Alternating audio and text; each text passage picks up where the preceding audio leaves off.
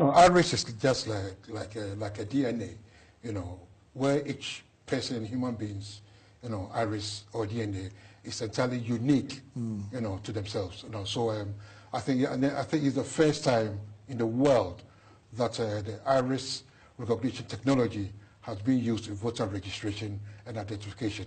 It's a first in the world. Yeah.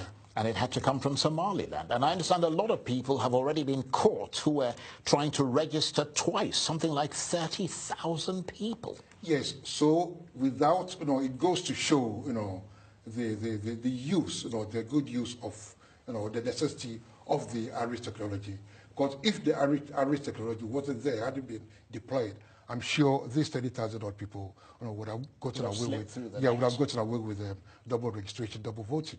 Now, even though this iris system appears to be more reliable, as you correctly pointed out, than other systems, isn't it also more expensive and difficult in terms of the machinery that will be used? Democracy is so cheap. Democracy is an expensive business. Therefore, if one can, any country can afford it, they have to, not spare the expense, to ensure, peaceful democratic processes, in that individual country.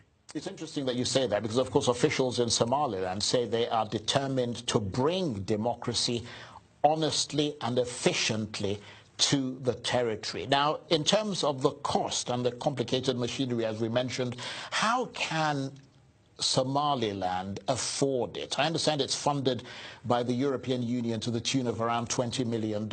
Yes, the European Union and I think the UK is also, has also contributed, and also gone forward to even contribute about more than £200,000, to pay for 60 international observers, to go to the elections. So, the UN and the UK and the EU and other Western countries are bankrolling, the elections. Yeah. Now, isn't it strange that the EU is funding this election? Because the EU does not recognize Somaliland as an independent country, and in a way, funding this election is recognizing Somaliland as an independent territory. It's number one, it's an irony, Charles, that number one, no country, recognizes Somaliland as an independent nation. Yet, they are chipping around to help it. Why? Because Somaliland, I mean, it's a bastion, if I could use that word, of democracy in the region, right? It's got a very good democratic structures. It's held, a genuine peaceful elections in 2003 and 2010. And it is the one country where the president, on a continent where presidents like to prolong their stay in power, is the one country where the incumbent president has vowed not to necessarily spend a day more than necessary in office. Now, okay, and again, the Somaliland is helping to combat piracy and terrorism in the Horn of Africa. So if you're doing these things, naturally, it's an irony, but though they don't recognize as a nation, they will still help to prop up, develop.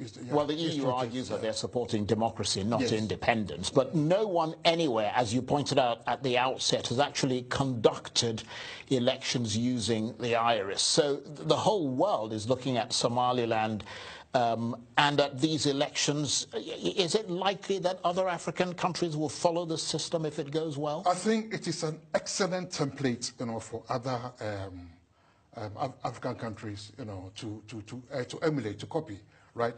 Let's see what's happening in Kenya right now. Okay, let's see what's happening in Liberia as well. So it's a trend. They've set the trend, the pace, and I think other African countries need to, copy it.